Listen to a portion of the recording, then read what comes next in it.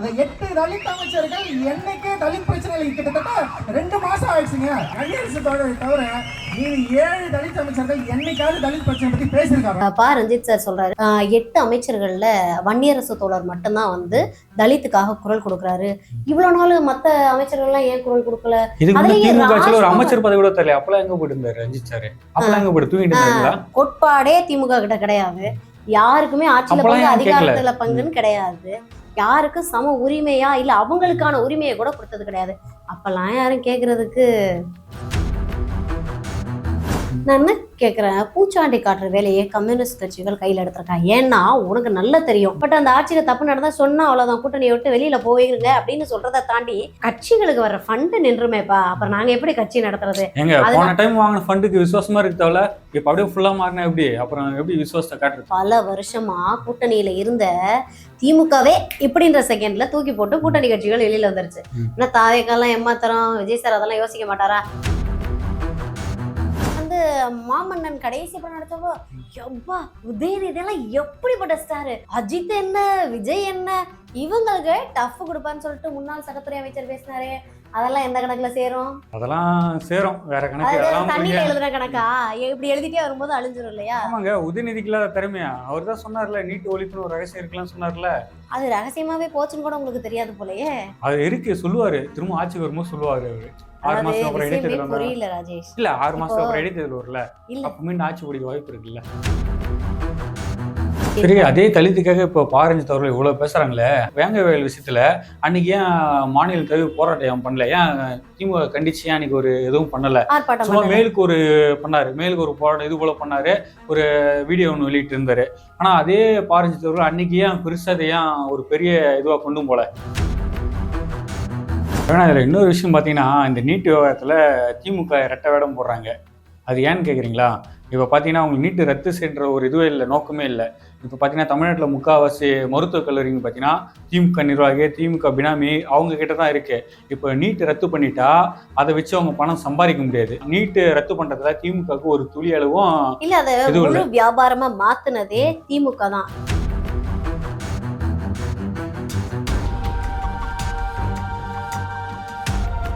Credit card over டியூவா, multiple EMI ஸ்ட்ரெஸ்ஸா? இனி ஒரே இஎம்ஐல ஈஸியா மேனேஜ் பண்ணலாம். Power of one EMI.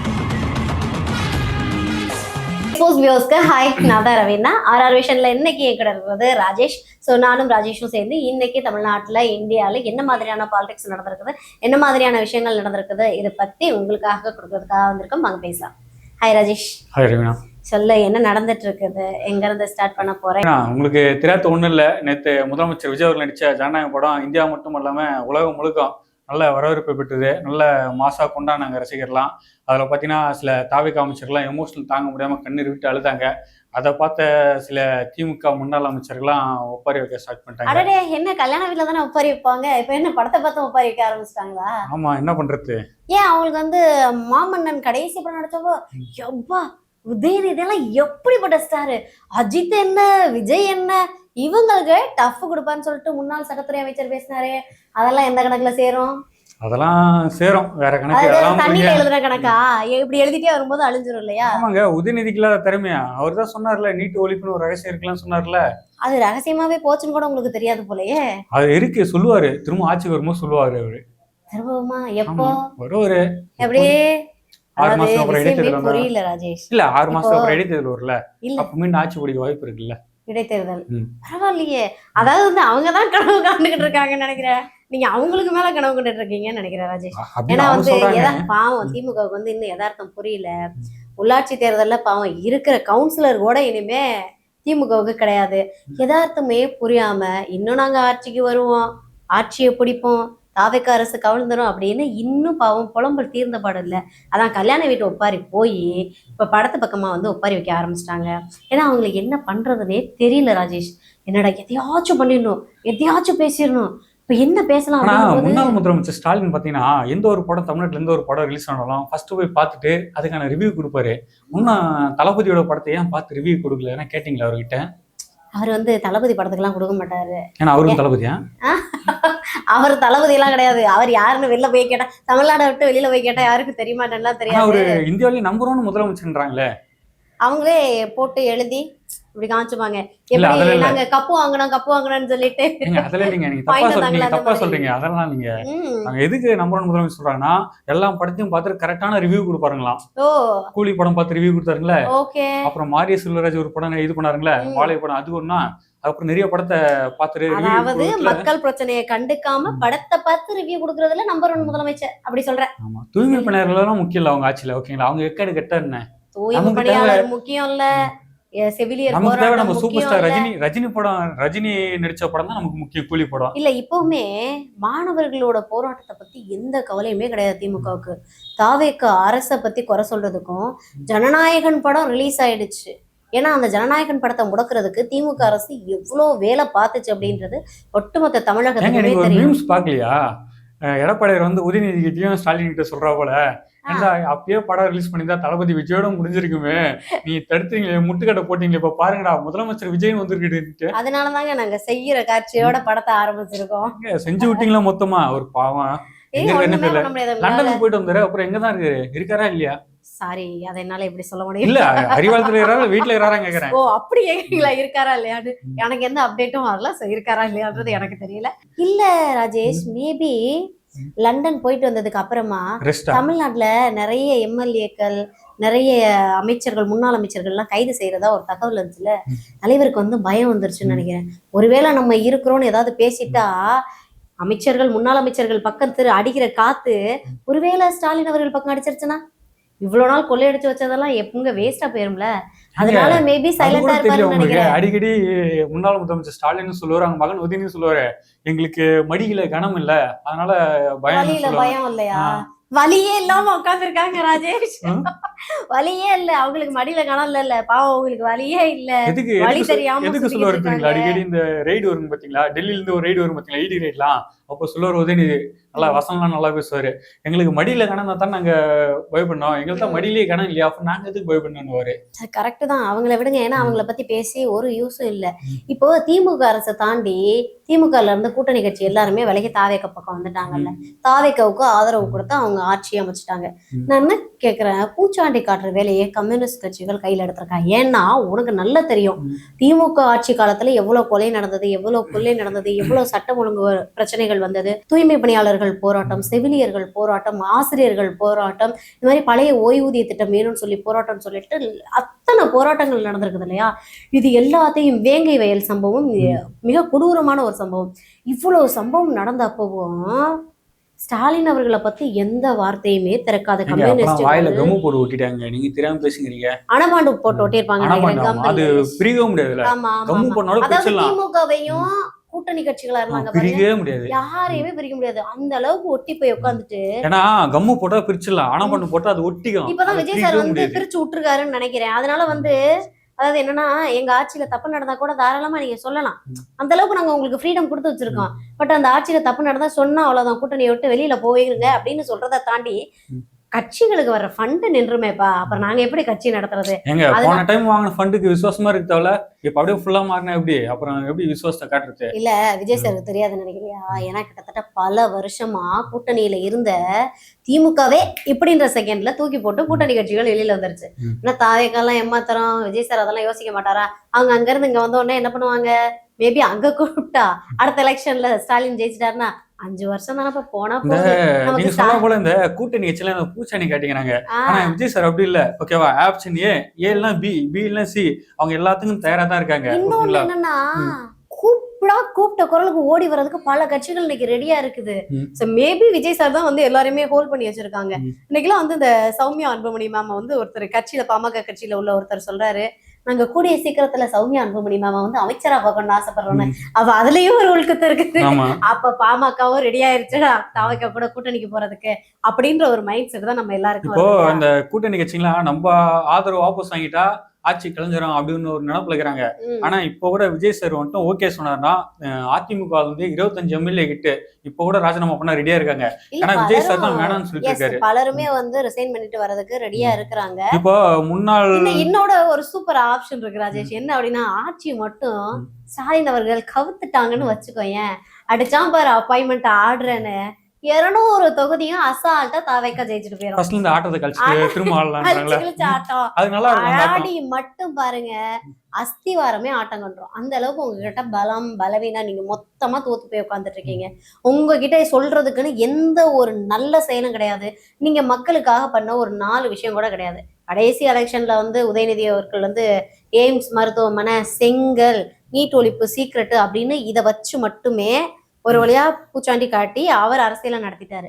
இன்னொரு பக்கம் அவங்க டாடி ஸ்டாலின் அவர்கள் பாத்தீங்கன்னா பாஜக வச்சு அரசியல் ஆட்டம் காட்டி ஒரு வழியா அவரும் கொஞ்ச நாள் சரி, அவரோட எனக்கு அரசியல் ஒரு வாழ்க்கையை தக்க டவுட். வச்சுக்கிட்டாரு. இப்போ ஆட்சியில இருக்கும்போது திமுக வந்து நீட்டுக்கு எதிராக அவ்வளவு போராட்டம் பண்ணாங்க. பண்ணாங்களா? மத்திய அரசு எதிர்த்து போராட்டம் பண்ணாங்க. பண்ணாங்களா? அதெல்லாம் ஐயா, போராட்டமா? சின்னவர்களாம் உண்ணாவிரதம் இருந்தாருங்களே, எப்படி பாக்கலையா? இந்த பூ போட்டு நம்ம முன்னாடி நேர்காணல்ல பேசும்போதே நான் சொன்னேன், அங்க வந்து உண்ணாவிரதம் வருவோம், நான் வரும்போது நான் வர்ற பாதையில மலர் தூவி என்ன வரவேற்கணும் அப்படின்னாங்க. மதியம் வரைக்கும் உட்காந்துட்டு மதியத்தோட போய் சாப்பிட சாப்பிட்டு போயிட்டு இதை வந்து உங்க ஊர்ல உண்ணாவிரதம் இல்ல அதை அப்போ இன்னும் பெருமையா வேற சொல்லிட்டு இருக்காங்களா? இல்ல அப்ப வந்து ஆளுங்கட்சி இருக்கும்போது போராட்டம் பண்ணாங்க, மாநில தழுவி போராட்டம் பண்ணாங்க. இப்ப வந்து எதிர்க்கட்சி செய்யறாங்க. இப்பதான் அவனும் கொஞ்சம் உக்கிரமா இருக்கணும். இப்ப ஏன் அவங்க எதுவும் மாநில தழுவி போராட்டம் ஏன் நடத்த மாட்டாங்க? என்ன காரணம்? பாஜக அதாவது கூட்டணி கட்சி எல்லாம் பிரிஞ்சுட்டு போயிருச்சு ராஜேஷ். இப்ப அவங்களுக்கு இருக்கிற ஒரே ஆறுதல், ரைடு எதுவும் வரக்கூடாதுன்னா அவங்களுக்கு இருக்கிற ஒரே ஒரு ஹோப் யாருன்னு கேட்டேன்னா பாஜக தான். இப்ப போயிட்டு பாஜகவுக்கு எதிராக இவங்க போராட்டத்தை முன்னெடுத்தாங்கன்னு வச்சுக்கோங்க, அவ்வளவுதான், ரைடு மேல ரைடு, எல்லா வீட்டு அமைச்சருக்கும் முன்னாள் அமைச்சருக்கும் ரைடு தான். ஸோ பாவம் சம்பாரிச்சு வச்ச காசெல்லாம் வீணா போயிடும், செலவழிச்ச காசெல்லாம் வீணா போயிடும். ஸோ இவங்க பண்ண அட்டூழியம் அக்கப்போரும் இது எல்லாமே அவ்வளவுக்கும் சொல்ல முடியாது.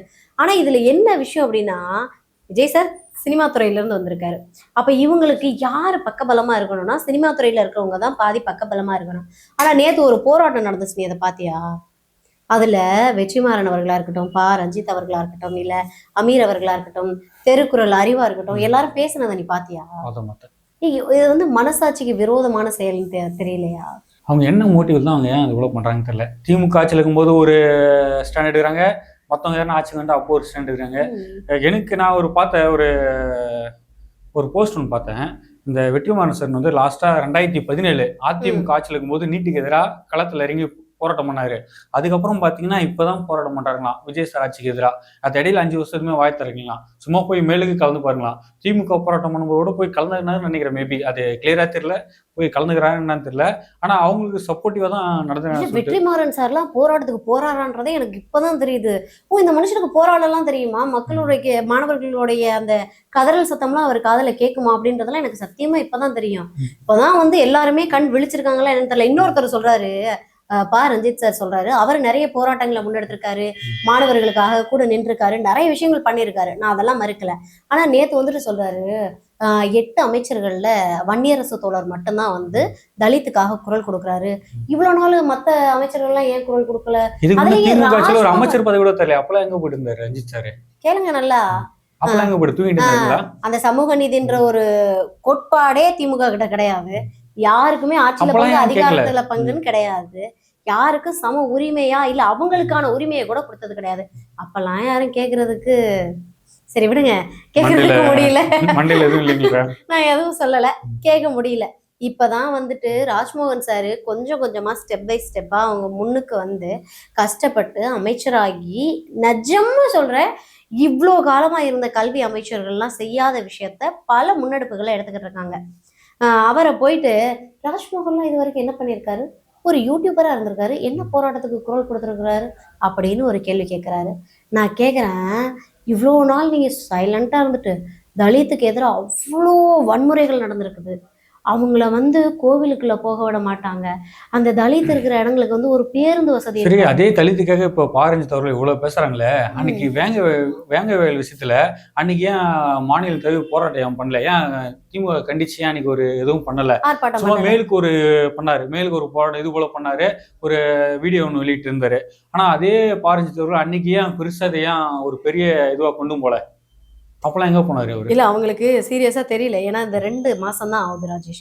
இந்த 2 மாசத்துல தாவேக்கா அரசால தலித் மக்களுக்கு எவ்வளவு பண்ண முடியுமோ அவ்வளவு நல்லதுகள் பண்ணியிருக்காங்க. ஏன்னா தலித் மக்களுக்கு வந்து பேருந்து வசதி இல்லாம பலர் கஷ்டப்பட்டிருக்காங்க. அந்த கிராமங்களுக்கு, நிறைய கிராமங்களுக்கு தலித் வசிக்கக்கூடிய பகுதிகளுக்கு வந்து பேருந்து வசதி இருக்காது, மயான வசதி இருக்காது, ஸோ ஒழுங்கா ஒரு நல்ல பள்ளி கூட இருக்காது, ஸ்கூல் கூட இருக்காது. அந்த ஸ்டூடெண்ட்ஸ்க்கு ஆதி திராவிட நலப்பள்ளிகள் உருவாக்கியிருக்காங்க, தலித்துக்கான பேருந்து வசதி ஏற்படுத்தி கொடுத்துருக்காங்க, மயானம் ஏற்படுத்தி கொடுத்துருக்காங்க. இது போல தலித்துக்கு அவ்வளோ விஷயத்த வந்து தாவேக அரசு எடுத்திருக்குதுல்ல, இது எதுவுமே அவங்க கணக்கு தெரியாது. ஏன் ஆம்ஸ்ட்ராங்குடைய கொலை வழக்கு இருக்குது இல்லையா, அந்த கொலை வழக்கை திமுக அரசு என்ன பண்ணுச்சு, சிபிஐக்கு மாத்துறதுக்கு 3 தடவை போணுச்சு கோர்ட்டுக்கு. 3 தடவை போயிட்டு போஸ்ட்போன் பண்ணி வச்சது, ஹோல்ட் பண்ணி அப்படியே போட்டுருச்சு, சிபிஐ கிட்ட கொடுக்கக்கூடாது அப்படின்ட்டு. ஆனால் தாவேக அரசு வந்ததுக்கு அப்புறமா என்ன பண்ணுச்சு, ஏன் என்கிட்ட கொடுக்கக்கூடாதுன்னு சொல்ல, நான் இருக்கும்போது இங்கே சமூக நீதி நிலைநாட்டப்படும் சொல்லிட்டு சிபிஐ வழக்கை எடுத்து விசாரிக்கிறதுக்கு ஆம்ஸ்ட்ராங் வழக்குக்கு உத்தரவு வாங்கி கொடுத்தாங்க. சிபிஐ கைக்கு போயிடுச்சு. அதனாலதான் பாத்தீங்கன்னா இப்போ வடச்சென்னையில் இருக்கிற சில டான்லாம் வாயை திறக்க மாட்டாங்க, பாத்தீங்களா இல்லையா? அவர் வந்து டானுக்கெல்லாம் டான், அவ்வளவுதான் தண்டனைக்கா டான் முடிச்சு விட்டாங்க. எல்லாத்துக்கும் முன்ன வந்து குரல் கொடுப்பாரு, இப்போ ஒரு பேச்சே இல்ல கொஞ்ச நாளா பாத்தீங்கன்னா. இல்ல, துறைமுகத்துல வந்து அவருக்கு நிறைய வேலை இருக்கும்னு நினைக்கிறேன். வேற ஏதாவது மாற்றம் செய்யக்கூடிய வேலைகள், அங்க இருந்து அங்கன்னு வேற ஏதாவது அவருக்கு முக்கியமான வேலைகள் இருக்கும். அதனால பாப்போம், அவரை பத்தி பேசி நம்ம டைமை வேஸ்ட் பண்ண வேண்டாம் ராஜேஷ். ஆனா அந்த போராட்டத்துல பாத்தீங்கன்னா அமித் சார் பேசின அந்த ஒரு விஷயம் எனக்கு ரொம்ப பிடிச்சிருந்துச்சு. அதை நீங்க பாத்துருப்பீங்க. சூப்பரான விஷயம். ஏன்னா எனக்குமே அந்த ஒரு கோபம் இருக்கு ராஜேஷ். எனக்கு தான் இருக்கு. என்னன்னா, இது வரைக்கும் நமக்கு தெரிஞ்சு நிறைய அரசியல் தலைவர்கள் போராடி இருக்காங்க, எம்பிக்கள் போராடி இருக்காங்க, நிறைய அமைச்சர்கள் போராடி இருக்காங்க, அவ்வளோ பேர் போராடி இருக்காங்க. எங்கேயாவது யார் மேலேயாவது திடீர்னு நடத்தப்பட்டிருக்கா? இல்ல ரவணா, இவ்வளோ எதுவும் பார்த்தது இல்ல. அப்ப மாணவர்கள், எளிய பிள்ளைகள், தன்னுடைய கனவுக்காக போராடக்கூடிய பிள்ளைகளை நீங்க தடியடி நடத்துறீங்கன்னா, உங்களுடைய சட்டமும் அந்த சட்டம் ஒழுங்கு இருக்குல்ல, அது யாருக்காக இருக்குது அப்படின்ற ஒரு கேள்வி இருக்குதுல்ல. ஒண்ணு போனா அரசியல்வாதிகள் பின்னாடி போறீங்க, அப்படி இல்லைன்னா பெரும் தலைகள் பின்னாடி போறீங்க, இல்லைன்னா பணக்காரனை பாதுகாக்கிறதுக்காக போறீங்க. இப்படி நீங்க போறது எல்லாமே பெருமக்களுக்காக அப்படின்னா, ஏழை எளிய மாணவர்களுக்கு நீங்க என்னைக்கு அவங்களுக்கு என்ன வேணும், அவங்களுக்கு என்ன தேவை, இன்னைக்கு அவங்க எதுக்கு போராடுறாங்க, அவங்களுக்கு பக்கபலமா நிக்கலனாலும் பரவாயில்ல, அவங்களை இப்படி அடக்கி ஒடுக்கி அடிச்சு மிதிச்சு தடியடி நடத்தணும்னு அவசியம் என்ன இருக்கு? உங்களுக்கு மேலதிகாரிகள் உத்தரவு போடுறாங்க அப்படின்னா நீங்க இவ்வளவு தூரம் கொடூரமா நடந்துக்கணுன்ற எந்த அவசியமும் இல்லைல்ல. டெல்லியில இன்னைக்கு பார்த்தோம்னா அவ்வளவு கொடூரமா நடந்துக்கிறாங்க. அதாவது வந்து மனசாட்சியே இல்லை. ஏன்னா யூனிஃபார்ம் போட்டதுக்கு அப்புறம் அந்த போலீஸ்லாம் ஏன் இந்த அளவுக்கு ரகடா மாறிடுறாங்க, இவ்வளவு மிருகத்தனமா மாறிடுறாங்கன்றது தெரியல. ஆனா அவர் அமித் சார் பேசுனா இன்னொரு விஷயம் வந்து ஏத்துக்க முடியாது. இப்போ விஜய் சார் வந்து என்ன சொல்றாரு, அன்னைக்கு அதிகாரத்துக்கு வரதுக்கு முன்னாடி இந்த முகத்துல கட்சிஃபிகேட் வந்து அன்னைக்கு போராட்டத்தில் உட்காடுறாங்க, ஆனா இன்னைக்கு அதை பத்தி கண்டுக்க மாட்டாங்க அப்படின்றாரு. அது ஏன் சைலண்டாக எல்லாத்துக்கும் ஒரு ரீசன் இருக்கும். ஓகேங்களா? இப்போ மாநில அரசு என்னதான் போராட்டம் பண்ணாலும், நீங்க என்னதான் பண்ணாலும் அதை நீட்ன்றதை ரத்து பண்ண முடியாது. மத்திய அரசு நினைச்சா மட்டும்தான் அதை ரத்து பண்ண முடியும். அது அந்த இடத்துல அவர் ஏன் அந்த ஒரு வார்த்தையை சொன்னாருன்னு தெரியல. ஆனா அது ஏத்துக்க முடியாத ஒரு விஷயம். அது நீங்க எப்படி பாக்குறீங்க அதை? இல்ல, விஜய் சார் போராட்டம் பண்ணது வந்து முன்னாடி போராடினார் அப்படின்னா, இன்னைக்கு வந்து அவங்க முதலமைச்சராக இருக்காங்க, அவங்களுக்குன்னு சில ப்ரோட்டோகால்ஸ் இருக்கும். இதெல்லாம் வந்து இந்த ப்ரோட்டோகால் பற்றி பேசுகிற டிஎம்கேக்கு நிறைய தெரியும் நான் நம்புகிறேன். ஸோ தெரியுமா தெரியாதான்றதெல்லாம் அப்பார்ட் ஃப்ரம் தட். ஸோ அந்த மாதிரி சில ப்ரோட்டோகால்ஸ்லாம் இருக்குது. எடுத்தும் கவிழ்த்தோம்னு எந்த ஒரு விஷயத்தையும் அவங்களால பண்ண முடியாது. ஸோ இந்த மருத்துவ கலந்தாய்வு இருக்கணும் அப்படின்ற ஒரு விஷயத்த விஜய் சார் வந்து முன்னாடியே போயிட்டு பிரதமர் சாருக்கு சொல்லிட்டு வந்துட்டாங்க. அப்படி இருக்கும்போது நீங்கள் இன்னைக்கு தான் நீட்டை பற்றி யோசிக்கிறீங்க, அவர் 1 மாதத்துக்கு முன்னாடியே யோசிச்சுட்டாரு. ஸோ இன்னும் கண்டிப்பாக இந்த நீட்டுக்கு மாணவர்களை காயப்படுத்தாம கஷ்டப்படுத்தாம இதுக்கு என்ன முடிவோ அதை நிச்சயமா எடுப்பாரு அப்படின்னு நம்மளும் நம்புவோம். ஸோ மாணவர்கள் போராடுறாங்க அப்படின்னா இங்கே வந்து போராடி தான் சில விஷயங்கள் கிடைக்கணும், அடிப்படை தேவையான கல்வியே போராடி தான் கிடைக்கணுன்ற ஒரு சூழல் இருக்குது அப்படின்னா அவங்கள தயவு செஞ்சு போராட விடுங்க. போராடினாலாவது உங்களுக்கு தீர்வு கிடைக்குதா? ஏன்னா ஒரு எஜுகேஷன் அப்படின்றது தான் ஒவ்வொரு இளைஞர்களுக்கும் தேவையான விஷயம். அடுத்த கட்டத்துக்கு அவங்கள கொண்டு போகிறதுக்கு தேவையான ஒரு விஷயமே எஜுகேஷன் தான். அதுக்காக போராடி அந்த உரிமையை பெறணும் அப்படின்றதே அபத்தமான விஷயம். அட்லீஸ்ட் போராடவாது விடுங்கன்றது தான் நம்மளுடைய கோரிக்கையாக இருக்குது. இன்னொரு விஷயம் பார்த்தீங்கன்னா, இந்த நீட் விவகாரத்தில் திமுக ரெட்டை வேடம் போடுறாங்க. அது ஏன்னு கேட்குறீங்களா? இப்போ பார்த்தீங்கன்னா அவங்க நீட்டு ரத்து செய்கிற ஒரு இதுவே இல்லை, நோக்கமே இல்லை. இப்போ பார்த்தீங்கன்னா தமிழ்நாட்டில் முக்கால்வாசி மருத்துவக் கல்லூரிங்க பார்த்தீங்கன்னா திமுக நிர்வாகி, திமுக பினாமி அவங்க கிட்ட தான் இருக்கு. இப்போ நீட்டு ரத்து பண்ணிட்டா அதை வச்சு அவங்க பணம் சம்பாதிக்க முடியாது. ஓகேங்களா? இப்போ வந்து மேலுக்கு தான், இப்போ வந்து அவங்க சுயநல அரசியல் பண்ணுறதுக்கோசம் நாங்கள் நீட்டு ரத்து பண்ணுறோம், நாங்கள் நீட்டு இது பண்ணுறோம் அப்படின்னு சொல்லிட்டு ஒரு மேலுக்கு ட்ராமா பண்ணிருக்காங்க. ஆனால் உண்மையான விஷயம் தான், நீட்டு ரத்து பண்ணுறதுல திமுகவுக்கு ஒரு துளி அளவும் இல்லை. அதை முழு வியாபாரமாக மாற்றினதே திமுக தான். இன்னைக்கு வந்து சொல்றாரு ஸ்டாலின் சார், நீட்டை ஒழிப்பதற்கான நேரம் வந்து விட்டது அப்படின்றாரு. ஏன் சார் 5 வருஷமா நேரம் கிடைக்கலையா சார் உங்களுக்கு?